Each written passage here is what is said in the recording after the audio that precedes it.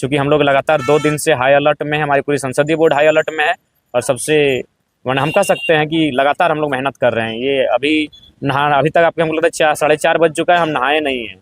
अभी जस्ट हमारे एक संसदीय जो बोर्ड है उनके मेंबर के घर में माड़ भात का भोजन बना था, चूँकि खाना पार ही नहीं हो रहा है गले में। हम लोगों ने पिछले 1 सप्ताह से जो मेहनत किया है और शरीर में उसका इतना प्रभाव पड़ा है कि कोई भी सॉलिड फूड पार ही नहीं हो रहा जब तक उसमें लिक्विड का माने वो घोल ना बनाया जाए या फिर उसे गीला ना किया जाए। आप लोगों को बहुत कम समय दिया गया चुनाव प्रचार के लिए, तो झारखंड की जनता को क्या कुछ कहिएगा? देखिए, हम झारखंड की जनता से यही कहेंगे कि देखिए इस बार इस बात के मने फिराक में आप ना रहें कि जरा महतो आपके असेंबली तक पहुँचे।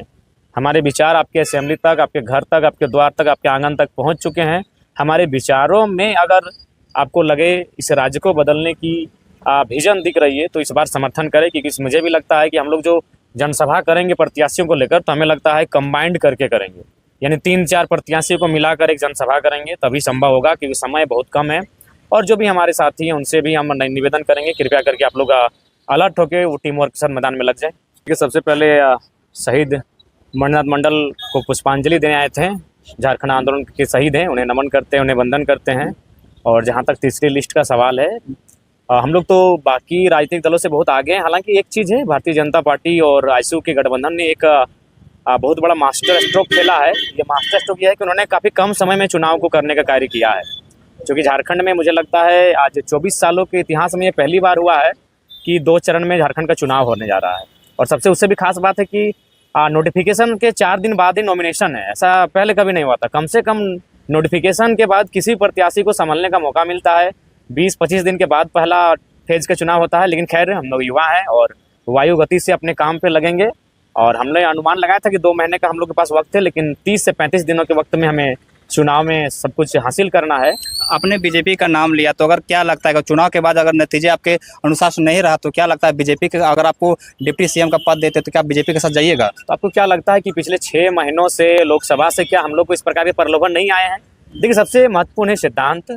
और हम लोगों ने पहले ही कहा है कि झारखंड राज्य जब बनने के बाद से, चाहे भारतीय जनता पार्टी रहे, आईएसयू रहे और तमाम महागठबंधन रहे, कांग्रेस रहे, जेएमएम रहे, इत्यादि पार्टियों ने शासन किया है और सबने बारी बारी से राज्य के लोगों ने उनको मौका दिया है।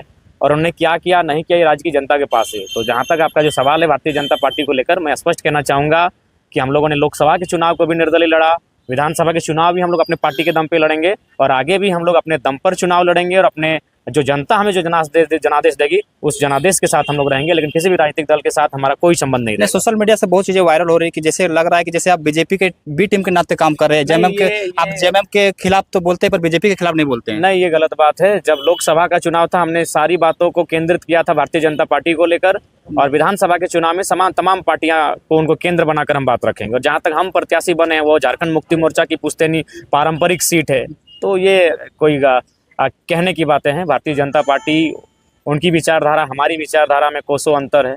आज तो कितने सीटों पे लगभग दावेदारी पेश की जाएगी नामांकन को? देखिए, आज हमें लगता है कि आज भी 10 सीटों पे आज प्रत्याशियों की घोषणा है और फिर इसके बाद जो भी घोषणाएं होंगी रात 12-1-2 बजे कभी भी हो सकती हैं।